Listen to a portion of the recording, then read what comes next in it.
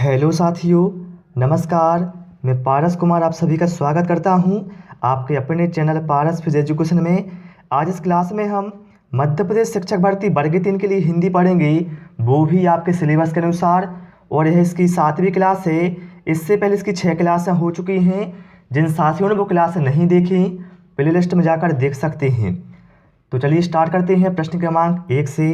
और इसी टाइप के क्वेश्चन आपके एग्जाम में आने वाले हैं। कहा गया है, अपने साधारण अर्थ को छोड़कर विशेष अर्थ प्रकट करने वाले वाक्यांश क्या कहलाते हैं। तो यहाँ पर राइट आंसर हमारा होगा मुहावरे।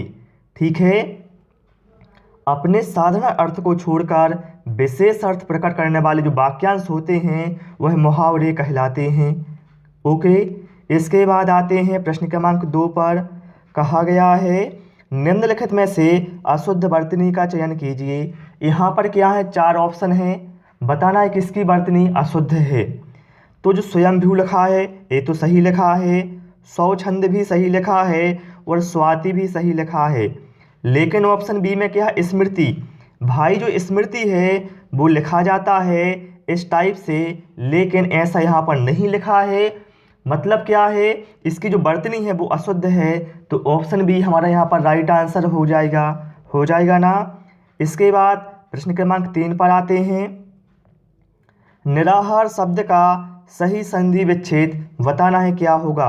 निराहार, तो निराहार का संधि विच्छेद क्या होगा, वो होगा निहि प्लस आहार। क्या होगा, निहि प्लस आहार। जो दिया है हमें ऑप्शन सी में, ये बिल्कुल यहाँ पर अपना राइट आंसर हो जाएगा। ठीक है, और आपसे रिक्वेस्ट साथियों, वीडियो पसंद आए वीडियो को लाइक करें, दोस्तों के साथ शेयर करना ना भूलें। और यदि बात करें इसमें संधि कौन सी होगी, चूँकि यहाँ पर विसर्ग आ गया है तो यहाँ पर संधि होगी विसर्ग संधि। क्लियर। इसके बाद आते हैं प्रश्न क्रमांक 4 पर। चतुर का पर्यायवाची नहीं है।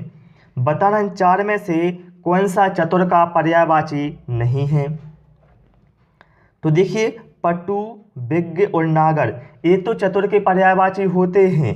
लेकिन जो ऑप्शन बी में क्या, उद्यत, भैया ये जो दिया है आपको ये चतुर का पर्यायवाची नहीं है, बल्कि जो उद्यत है ये तैयार, प्रस्तुत या तत्पर का पर्यायवाची होता है। ठीक है, इसके बाद प्रश्न क्रमांक 5 पर आ जाते हैं। निम्नलिखित में से अव्ययी भाव समास कौन सा है।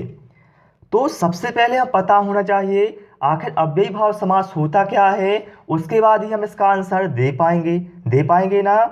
तो आपको बता दें, अव्ययी भाव समास की परिभाषा क्या कहती है, जिस शब्द का प्रथम पद अव्यय होता है तो वो होता है अव्ययी भाव समास। अव्यय क्या होते हैं, जैसे यथा हो गया, भर हो गया, प्रीति हो गया, पिरा हो गया। यहाँ पर क्या है, प्रीति वर्ष है, तो जो यहाँ पर प्रीति आ गया है, प्रीति एक अव्यय है। क्या है, एक अव्यय है। तो यहाँ पर राइट आंसर हमारा क्या है, ऑप्शन ए हो जाएगा ना।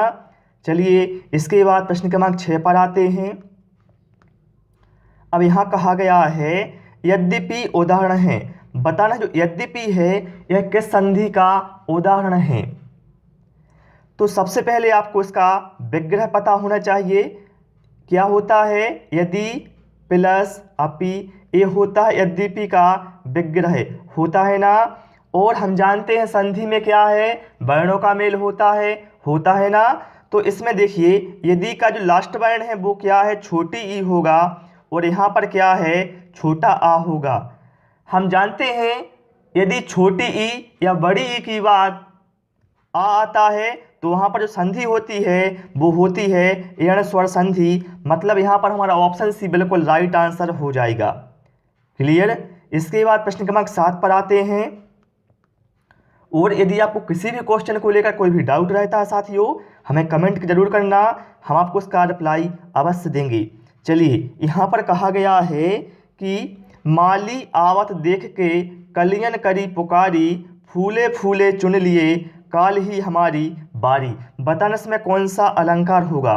देखिए यहाँ पर मतलब है कि माली को देखकर जो कलियां हैं वो कह रही हैं कि माली ने क्या है, आज जो फूल थे वो चुन लिए हैं, लेकिन कल हमारी बारी भी आएगी। मतलब क्या है, जो कली है कली आगे चलकर फूल बनेगी तो उसकी बारी भी आएगी, मतलब वो भी एक दिन फूल बनेंगे और वो भी उसी तरह से तोड़ लिए जाएंगे। मतलब कवि का यहाँ पर मतलब है कि जो काल होता है, काल वो एक दिन सभी को यहाँ से ले जाता है। ठीक है, तो यहाँ पर क्या है, जो अलंकार होगा वो होगा अन्य युक्ति अलंकार, जो दिया है हमें ऑप्शन सी में। क्यों होगा, देखिए इसलिए होगा क्योंकि यहाँ पर किसी दूसरे माध्यम की बात हो रही है। मतलब यहाँ पर कली और माली के माध्यम से बात हो रही है मानव के जीवन की। ठीक है, तो यहाँ पर राइट आंसर हमारा होगा ऑप्शन सी। ठीक है, इसके बाद आते हैं प्रश्न क्रमांक 8 पर। उसने परीक्षा दी किंतु उसे सफलता नहीं मिली, यह जो वाक्य है वो कैसा वाक्य है। देखिए, उसने परीक्षा दी किंतु उसे सफलता नहीं मिली। जब भी दो सरल वाक्यों को योजक चिन्हों जैसे क्या हो गया, योजक जैसे किंतु हो गया, परंतु हो गया, और हो गया, एवं हो गया, इस तरह से जोड़ा जाता है तो वहाँ पर जो वाक्य बनता है उसे कहा जाता है साथियों, क्या कहा जाता है, उसे कहा जाता है संयुक्त वाक्य। अब यहाँ पर क्या, उसने परीक्षा दी किंतु उसे सफलता नहीं मिली, यहाँ पर क्या किंतु आ गया है, मतलब है जो वाक्य है वो होगा संयुक्त वाक्य। ध्यान रखिए, जब जैसे, और, एवं, किंतु, परंतु इस तरह से दो वाक्यों को जोड़ा जाए तो वहाँ पर जो वाक्य बनता है वो संयुक्त वाक्य बनता है। इसके बाद आते हैं प्रश्न क्रमांक 9 पर। कहा गया है छंदों या गीत का क्रम बदल देने पर भाव स्पष्ट करने में असुविधा नहीं होती है, बताना है किस काव्य में होता है। तो छंदों या गीत का क्रम बदल देने पर भाव स्पष्ट करने में असुविधा नहीं होती है, तो ये होता है साथियों मुक्तक काव्य में, जो दिया है हमें ऑप्शन ए में। ये बिल्कुल यहाँ पर राइट आंसर हमारा हो जाएगा। इसके बाद आते हैं प्रश्न क्रमांक 10 पर।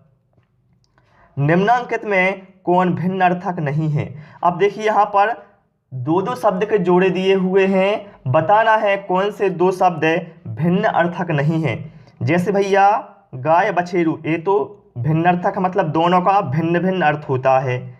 प्रचार प्रसार का भी अलग अलग अर्थ होता है और उर्दू फारसी का भी अलग अलग अर्थ होता है। लेकिन ऑप्शन बी में क्या है, रोटी और चपाती। भैया रोटी और चपाती ये भिन्न अर्थक शब्द नहीं है, बल्कि रोटी और चपाती क्या है, दोनों समानार्थी शब्द हैं। तो यहाँ पर राइट आंसर हमारा क्या है, ऑप्शन बी, ये भिन्न अर्थक नहीं है। क्लियर। इसके बाद आते हैं हम प्रश्न क्रमांक 11 पर। कहा गया है जुगुप्सा किस रस का स्थायी भाव है। जुगुप्सा, तो जुगुप्सा किस रस का स्थायी भाव होता है, तो साथियों ये होता है विभत्स रस का स्थायी भाव, जो दिया है हमें ऑप्शन बी डी में। ये बिल्कुल यहाँ पर राइट आंसर हमारा हो जाएगा। इसके बाद आते हैं प्रश्न क्रमांक 12 पर। कहा गया है आलंबन के भेद हैं, बताना है आलंबन के कितने भेद होते हैं। तो आलंबन के होते हैं दो भेद, एक होता है आश्रय आलंबन और दूसरा होता है विषयालंबन। ठीक है, जो दिया है हमें ऑप्शन बी में। और यदि आपको टाइम कम पड़ रहा है किसी भी क्वेश्चन का आंसर देने में, आप वीडियो को पुश करें, फिर आप सोचें इसका आंसर क्या होगा। क्लियर। देखिए यहाँ पर कहा भी गया है आलंबन क्या है, विभाव का एक भेद है जिसका आलंबन या सहारा पाकर स्थायी भाव जागते हैं। ये दो प्रकार के होते हैं, आश्रयालंबन और विषयालंबन। क्लियर। इसके बाद प्रश्न क्रमांक 13 पर आते हैं। अब देखिए यहाँ पर मैं आपको बता भी चुका हूं और वही क्वेश्चन यहाँ पर आ गया है। दो वर्णों का मेल है। देखिए दो वर्णों का मेल क्या होता है, समास होता है, प्रत्यय होता है कि उपसर्ग की संधि होता है। भैया हम जानते हैं जो संधि होता है, संधि में क्या है, वर्णों का मेल होता है, ध्यान रखिए। और समास में होता है शब्दों का मेल। तो यहाँ पर वर्णों का मेल की बात कही है, तो यहाँ पर राइट आंसर हमारा होगा ऑप्शन डी, संधि। दो वर्णों का मेल क्या होता है, संधि होता है। यदि पूछा जाता दो शब्दों का मेल, तो दो शब्दों का मेल होता है समास। और प्रत्यय क्या होते हैं, प्रत्यय वे शब्दांश होते हैं जो किसी शब्द के पीछे जुड़कर उनके अर्थ में विशेषता लाते हैं। उपसर्ग क्या होते हैं, उपसर्ग वे शब्दांश होते हैं जो किसी शब्द के आगे जुड़कर उनके अर्थ में विशेषता लाते हैं। ठीक है। इसके बाद आते हैं हम प्रश्न क्रमांक 14 पर। कहा गया है अपूर्व शब्द का आशय क्या है। अपूर्व शब्द का क्या आशय है। तो अपूर्व शब्द का आशय है साथियों जैसे पहले ना हुआ हो। क्या है, जैसा पहले ना हुआ हो। तो ऑप्शन सी यहाँ पर राइट आंसर हमारा हो जाएगा। चलिए प्रश्न क्रमांक 15 पर आते हैं। खिड़की का पर्यायवाची बताना है क्या है। खिड़की, खिड़की का पर्यायवाची क्या होगा, बताइए आप लोग क्या होगा। तो खिड़की का पर्यायवाची होगा साथियों, क्या होगा, गवाक्ष है। जो दिया है हमें ऑप्शन ए में, ये बिल्कुल यहाँ पर अपना राइट आंसर हो जाएगा। इसके बाद आते हैं प्रश्न क्रमांक 16 पर। देखते हैं क्या कहा गया है। हिमकर और मृगांक पर्यायवाची हैं। बताना है आपको जो हिमकर और मृगांक हैं ये किसके पर्यायवाची हैं। तो भाई ए है चंद्रमा के पर्यायवाची। जो दिया है हमें ऑप्शन बी में, ये बिल्कुल यहाँ पर राइट आंसर हो जाएगा। ध्यान रखिए विधु, मयंक, ठीक है, ये भी क्या है, चंद्रमा के पर्यायवाची होते हैं। इसके बाद प्रश्न क्रमांक 17 पर आ जाते हैं। कहा गया है अब तुम जाओ, यह कैसा वाक्य है। देखिए यहाँ क्या है, अब तुम जाओ, मतलब यहाँ पर क्या है, कोई किसी को आज्ञा दे रहा है भैया कि अब तुम जाओ, मतलब यहाँ से हमें आज्ञा का बोध हो रहा है। तो यहाँ पर जो राइट आंसर हमारा है वो होगा ऑप्शन सी। ठीक है, यह कैसा है, एक आज्ञावाचक वाक्य है। और आपसे रिक्वेस्ट साथियों, वीडियो पसंद आ रहा है वीडियो को लाइक करना ना भूलें। इसके बाद प्रश्न क्रमांक 18 पर आते हैं। क्योंकि यदि आप वीडियो को लाइक करते हैं उससे मुझे मोटिवेशन मिलता है और मैं आप लोगों के लिए नए नए वीडियो लेकर आता हूँ। कहा गया है अधजल गगरी छलकत जाए, इस लोकोक्ति का क्या तात्पर्य है। अधजल गगरी छलकत जाए जो कि एक लोकोक्ति है, बताना है इसका क्या तात्पर्य है। तो इसका तात्पर्य है साथियों अधूरा ज्ञान रखने वाला ज़्यादा दिखावा करता है। जो दिया है हमें ऑप्शन बी में, ये बिल्कुल यहाँ पर राइट आंसर हमारा हो जाएगा। इसके बाद आते हैं प्रश्न क्रमांक 19 पर। कहा गया है मुहावरा खालिस्तान भाषा का शब्द है। तो जो मुहावरा है साथियों ये अरबी भाषा का शब्द है। ठीक है, मुहावरा क्या है, एक अरबी भाषा का शब्द है। चलिए प्रश्न क्रमांक 20 पर आते हैं। निम्नांकित में सही वाक्य बताना है कौन सा है। यहाँ पर 4 वाक्य हैं, बताना है कौन सा वाक्य सही है।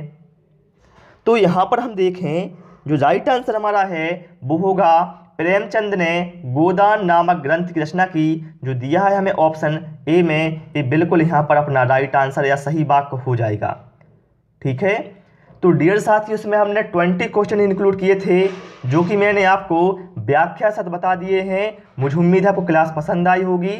क्लास पसंद आई हो साथियों, रिक्वेस्ट है वीडियो को लाइक करें, दोस्तों के साथ शेयर करें और नए नए वीडियो पाने के लिए हमारे चैनल पारस फ्री एजुकेशन को सब्सक्राइब करना ना भूलें। Thanks for watching this video.